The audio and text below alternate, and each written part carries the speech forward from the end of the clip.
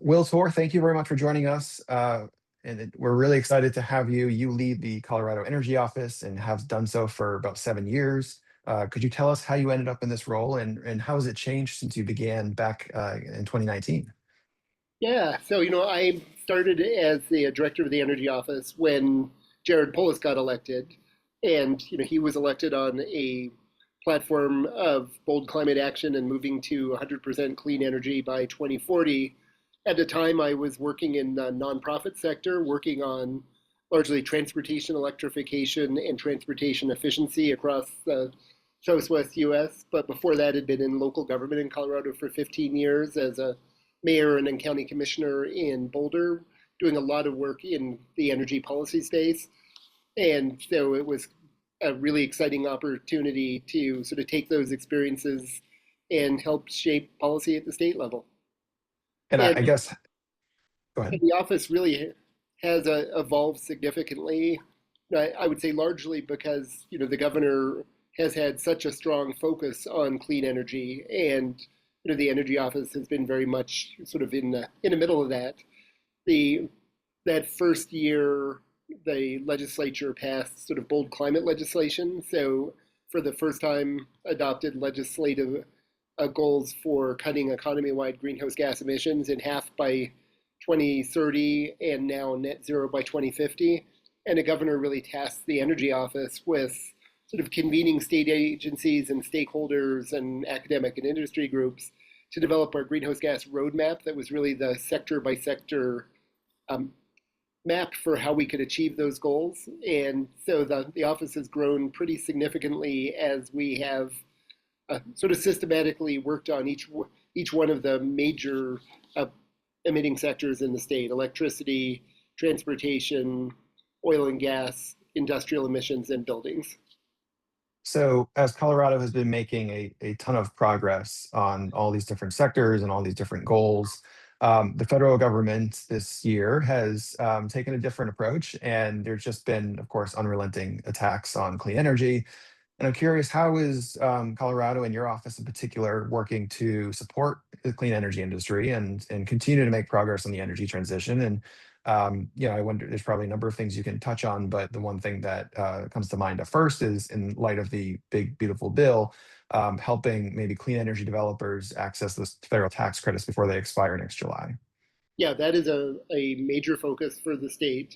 When the HR one, stripping away investment tax credits and production tax credits for wind and solar years earlier than was anticipated, that really created some urgency for being able to move forward as rapidly as possible, as many projects as possible across the state.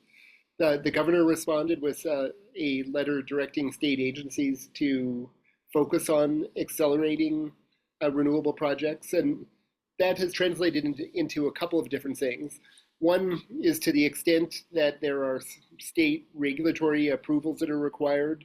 Say, a project might need to go through historic reviews through the state historic preservation office, or there's a local review process that requires consultation with our state parks and wildlife.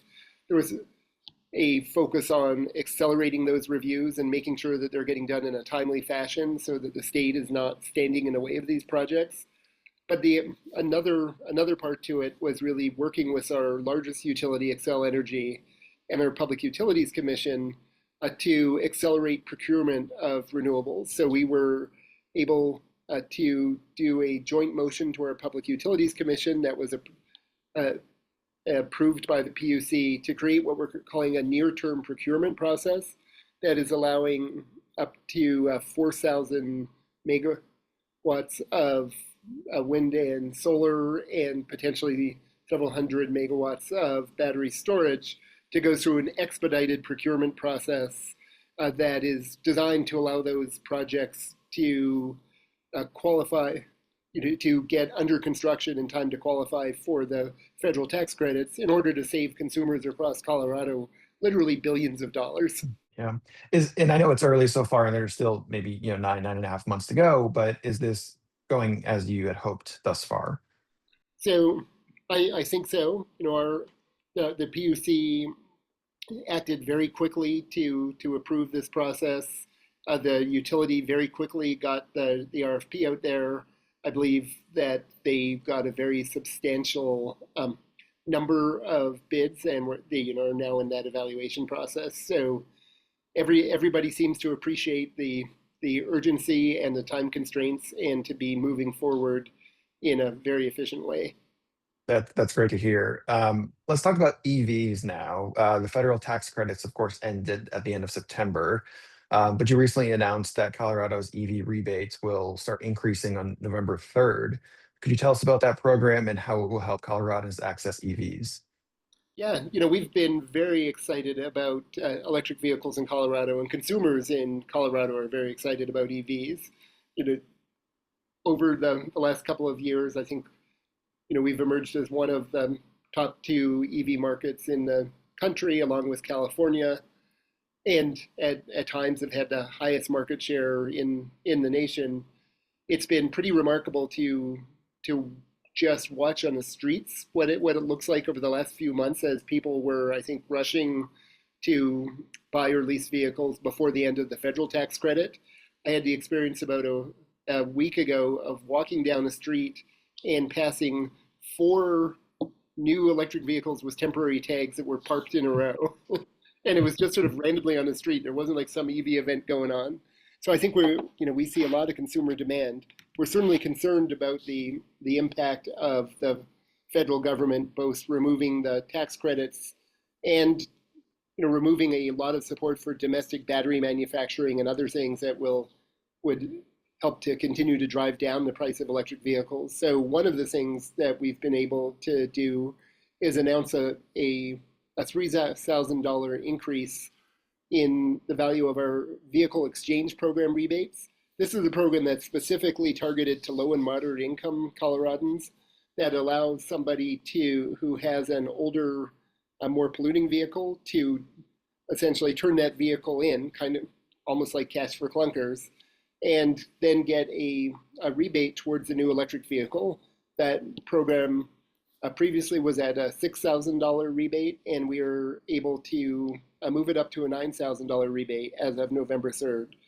And we're pretty excited about that. I think that at the higher end of the electric vehicle market, the loss of the federal tax credits may not make as much of a difference, because if you're buying an $80,000 vehicle, a $7,500 tax credit is nice, but it's probably not the determinative factor.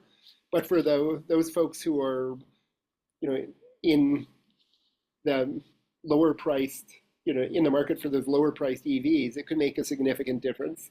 And so I'm really happy to be able to do that increase.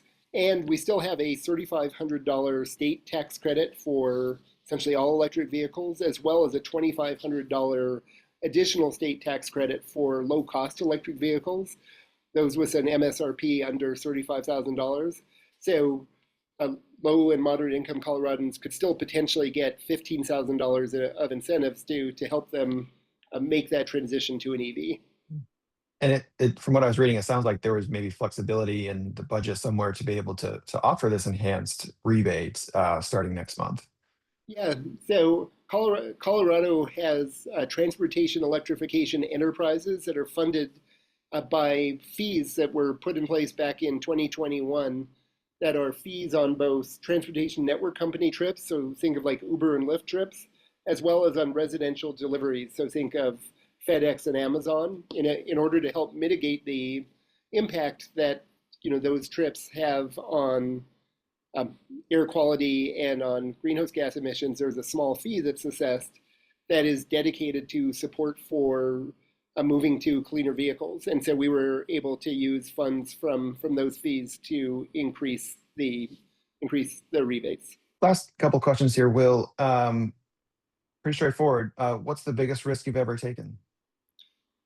Well, as it turns out, it was probably at a personal level, not a professional level, when my wife and I, while mountaineering in Rocky Mountain National Parks 3 years ago, had a cornice collapse and took a 1,000-foot tumble down a slope, leading to me having a helicopter rescue by the National Guard with a broken femur. So I think that was my highest risk Oh moment.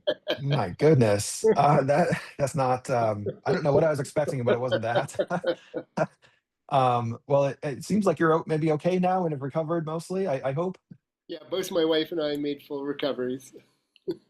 Glad to hear that. Have you been back up since? Um, Uh, yes, although not on that particular route, but we did do you know, an easier climb just down the same drainage about a year and a half later, just to make sure we still could. and then finally, what's something about you that might surprise people other than maybe that story? um, Gosh, prob you maybe that while I'm been in the world of public policy for a few decades now, my first love was theoretical physics, and as I think about what I may do after I retire, or I wonder about getting back into the world of physics. There's not much theoretical about what you're working on right now. So, No, um, excellent. Well, Will, thank you so much for joining us. We really appreciate your time and insights, and really excited to see everything that you and the governor and the state are doing to advance the energy transition. thank you very much.